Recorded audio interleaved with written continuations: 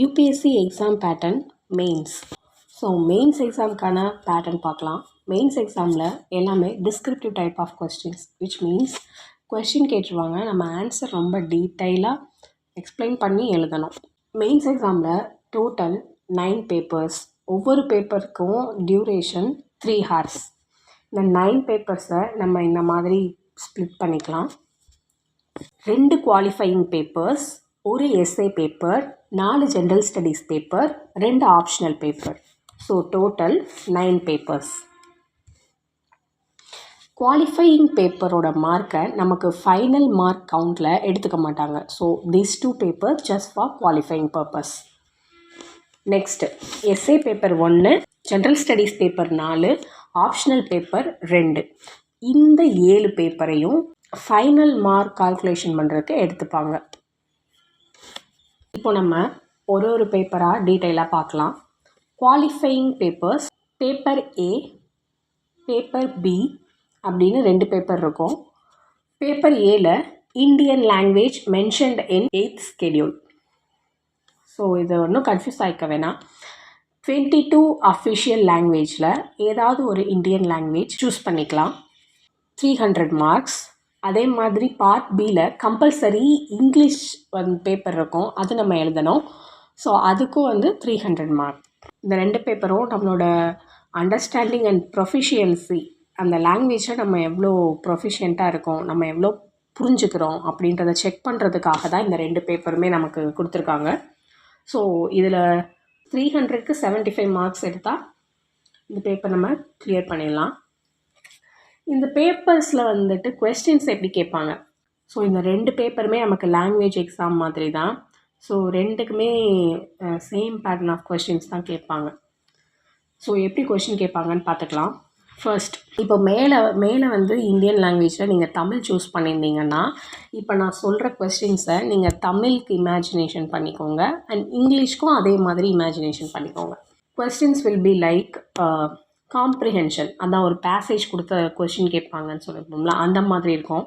Precise writing, இப்போ ஒரு passage கொடுத்துருப்பாங்க, அதை நம்ம சம்மரைஸ் பண்ணி சுருக்கி எழுதணும். லைக் இதில் என்ன சொல்லியிருக்காங்க அப்படின்றத நம்ம எழுதணும், அந்த மாதிரி இருக்கும். எரர் கரெக்ஷன் இன் கிவன் சென்டென்ஸ், ஒரு சென்டென்ஸ் கொடுத்துருவாங்க, அதில் என்ன மிஸ்டேக்ஸ் இருக்குது அப்படின்றத நம்ம கண்டுபிடிக்கணும். Okay, S A writing on given topic, ஒரு டாபிக் கொடுத்துட்டு அந்த டாப்பிக்கில் நமக்கு எஸ்ஏ மாதிரி எழுத சொல்லுவாங்க. கிராமர் யூசேஜ், ஃபார் எக்ஸாம்பிள் இப்போ ஒரு சென்டென்ஸ் கொடுத்துட்டு அதை ஆக்டிவ் வாய்ஸில் தான் பேசிவ் வாய்ஸாக மாற்றுங்க அப்படின்னு சொல்லுவாங்க. இல்லைன்னா கரெக்டான வெர்பு போடுங்க, பாஸ்ட் டென்ஸில் மாற்றுங்க, ஒரு சென்டென்ஸ் கொடுத்து பாஸ்ட் டென்ஸ், இந்த மாதிரி கேட்கலாம். நெக்ஸ்ட் சென்டென்ஸ் டெவலப்மெண்ட், இல்லை ஒரு வேர்ட் கொடுத்து அந்த வேர்ட்லேருந்து நீங்கள் சென்டென்ஸ் இல்லைங்க, இந்த மாதிரி. இப்போ ஒரு லாங்குவேஜ் டெஸ்ட் எப்படி வைக்க முடியும்? பேசிக்காக இந்த மாதிரி தானே ஒரு எக்ஸசைஸ் கொடுத்து வைக்க முடியும். ஸோ இந்த மாதிரி தான் நம்ம செக் பண்ணுறதுக்காக அந்த கொஷின்ஸ் இருக்கும். Next SA paper. SA paper 250 marks. So இதுக்கப்புறம் இருக்கிற 7 பேப்பருமே 250 மார்க்ஸ் தான். எஸ்ஏ பேப்பரில் மொத்தம் நம்ம 2 கொஷின் எழுதுவோம். So section A, section B அப்படின்ட்டு 2 செக்ஷனாக கொடுத்துருவாங்க. மேலே இருக்கிற செக்ஷனில் 4 கொஸ்டின் இருக்கும், கீழே இருக்கிற செக்ஷனில் 4 கொஷின் இருக்கும். செக்ஷன் ஏல இருக்கிற 4 கொஷின்லேருந்து ஒரு கொஸ்டின் சூஸ் பண்ணணும். செக்ஷன் பியில் ஒரு கொஸ்டின் சூஸ் பண்ணணும். ஸோ ஒரு கொஷினும் 125 மார்க்ஸ். இதுக்கு சிலபஸ் பார்த்தோன்னா ஜென்ரல் ஸ்டடீஸ்க்கு ப்ரிப்பேர் பண்ணுறதே போதும். ஒரு விஷயம் என்னென்னா, ஜென்ரல் ஸ்டடீஸ் பேப்பருக்கு 10 மார்க், 15 மார்க், 20 மார்க் இப்படி கேட்குறதுனால நம்ம 3 to 4 பேஜஸ்க்கு தான் கண்டென்ட் ரெடி பண்ணி வச்சுருக்கிற மாதிரி நம்ம ப்ராக்டிஸ் பண்ணுவோம். இப்போது எஸ்ஏ பேப்பருக்கு நம்ம 9 to 11 பேஜஸ் எழுதணும். ஸோ ஜென்ரலாகவே ஒரு டாபிக் கேட்குறாங்கன்னா அதை பற்றின நமக்கு ஒரு எலாபரேட்டான வியூ இருக்கணும். லைக் எல்லா சைட்லேருந்துமே அந்த டாப்பிக்கை அப்ரோச் பண்ணுற மாதிரியான ஒரு நாலேஜ் நமக்கு இருக்கணும். அப்போ நம்ம கொஸ்டினை எல்லா ஆங்கிள்லேருந்துமே அப்ரோச் பண்ணி எழுதணும். Example, poverty issue in India அப்படின்னு ஒரு கொஸ்டின் கேட்குறாங்க அப்படின்னா, இதுக்கு பொலிட்டிக்கல் வியூவிலேருந்து சம் பாயிண்ட்ஸ், அப்புறம் எக்கனாமிக்கல் வியூவிலேருந்து சம் பாயிண்ட்ஸ், கவர்னன்ஸ் சைட்லேருந்து சம் பாயிண்ட்ஸ், சோஷியல் இம்பேக்ட்ஸ் என்ன அதனால். ஸோ இந்த மாதிரி கவர் பண்ணுறப்போ நமக்கு ஈஸியாக கண்டென்ட்ஸ் நிறையாவே கிடச்சிரும். ஸோ இந்த மாதிரி டிஃப்ரெண்ட் ஆங்கிளில் நம்ம அப்ரோச் பண்ணுற கண்டென்ட்ஸ் நமக்கு நியூஸ் பேப்பர்லேருந்து தான் கிடைக்கும். ஸோ அதனால தான் யூபிஎஸ்சிக்கு நியூஸ் பேப்பர் மேண்டட்டரி அப்படின்னு சொல்கிறோம். ஸோ இது அப்புறம் நமக்கு இருக்கிற கண்டென்ட்டை வச்சு கொஷினோட டிமாண்டுக்கு ஏற்ற மாதிரியும் அதோட மார்க்ஸ் அண்ட் எவ்வளோ பேஜஸ் எழுதணும் அதுக்கு ஏற்ற மாதிரி நம்ம ஷேப் பண்ணி எழுதிக்க வேண்டியது தான். நெக்ஸ்ட் வந்து ஜென்ரல் ஸ்டடீஸ் 4 பேப்பர்ஸ், எல்லாமே 250 மார்க்ஸ். இதில் ஒவ்வொரு பேப்பர்லேயுமே 20 கொஸ்டின்ஸ் கேட்பாங்க. எல்லா கொஸ்டினுமே நம்ம அட்டன் பண்ணணும். எக்ஸாம் டியூரேஷன் 3 hours, அப்போ 180 minutes. நம்ம ஒரு கொஸ்டினுக்கும் 8 minutes வச்சுக்கிட்டோம் அப்படின்னா 160 minutesல நம்ம முடிக்க பார்க்கலாம். 20 minutes ஃபைனல் செக்காக நம்ம யூஸ் பண்ணிக்கலாம். இப்படி தான் நம்ம வந்து ப்ராக்டிஸ் பண்ணணுமே. ஒரு கொஷினுக்கு 7 minutes வச்சு நம்ம ப்ராக்டிஸ் பண்ணலாம். 10 mark கொஷின் கேட்பாங்க, 15 mark கேட்பாங்க, 20 mark கேட்பாங்க. இப்போ 10 mark அப்படின்னா 2 pages எழுதலாம், 15 mark அப்படின்னா 3 pages எழுதலாம், 20 marks அப்படின்னா 4 pages எழுதலாம்.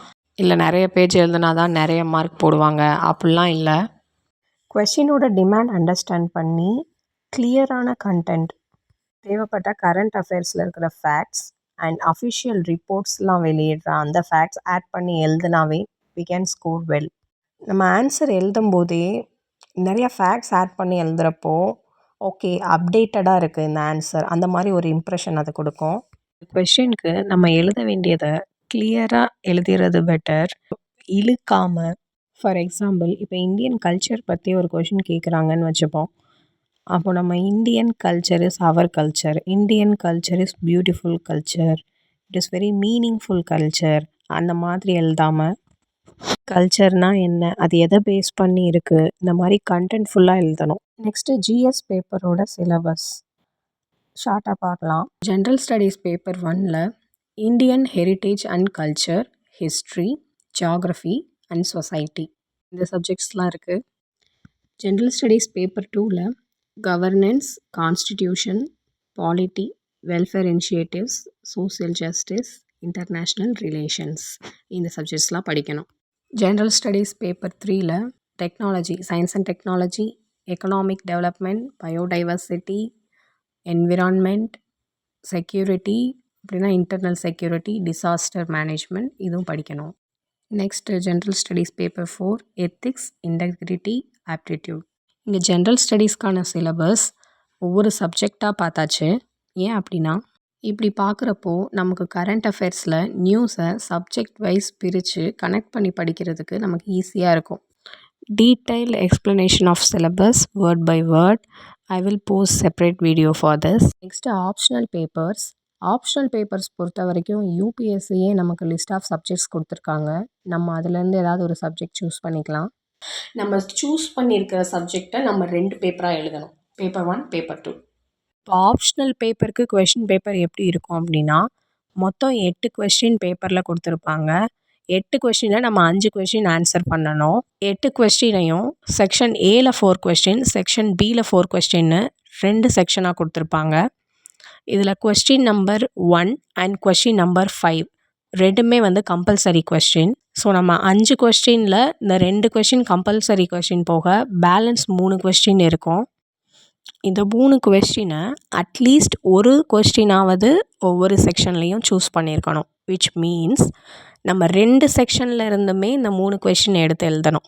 இப்போ question number 1 and question number 5 இது ரெண்டுமே கம்பல்சரி போக செக்ஷன் ஏலையும் 3 கொஸ்டின் பேலன்ஸ் இருக்கும், செக்ஷன் பிலையும் 3 கொஸ்டின் பேலன்ஸ் இருக்கும். ஸோ நம்ம 5 கொஸ்டினுக்கு ரிமைனிங் 3 கொஸ்டின் தான் எழுத வேண்டியது இருக்குது. ஸோ ஒரு செக்ஷன்லேருந்தே 3 கொஸ்டின் ஃபுல்லாக எழுதாமல் 2 செக்ஷனில் இருந்தும் எழுதணும். இப்போ செக்ஷன் ஏல 2 கொஸ்டின் எழுதிட்டு செக்ஷன் பியில் ஒரு கொஸ்டின் எழுதலாம், ஆர் செக்ஷன் பியில் ஒரு கொஸ்டின் எழுதிட்டு செக்ஷன் ஏல 2 கொஸ்டின் எழுதலாம், அது நம்ம சாய்ஸ் தான். ஸோ இதை தான் யூபிஎஸ்சி கொஸ்டின் பேப்பர் இன்ஸ்ட்ரக்ஷனில் for remaining 3 questions at least 1 question from each section அப்படின்னு கொடுத்துருப்பாங்க. இப்போது பேப்பர்ஸ் எல்லாமே பார்த்தாச்சு. இந்த 9 பேப்பர்ஸில் ஃபர்ஸ்ட்டு 2 குவாலிஃபையிங் பேப்பர்ஸ் தான் 300 மார்க்ஸ். ஸோ அந்த மார்க்கை நமக்கு டோட்டல் கவுண்டில் நமக்கு எடுத்துக்க மாட்டாங்க. ரிமைனிங் 7 பேப்பர்ஸ் எல்லாமே 250 மார்க்ஸ். டோட்டலாக பார்த்தோன்னா 1750. இந்த 1750 மார்க்ஸை தான் ஃபைனல் கவுண்ட்டுக்கு எடுத்துப்பாங்க. இந்த 1750க்கு நம்ம எவ்வளோ எடுத்திருக்கோமோ அந்த கவுண்ட்.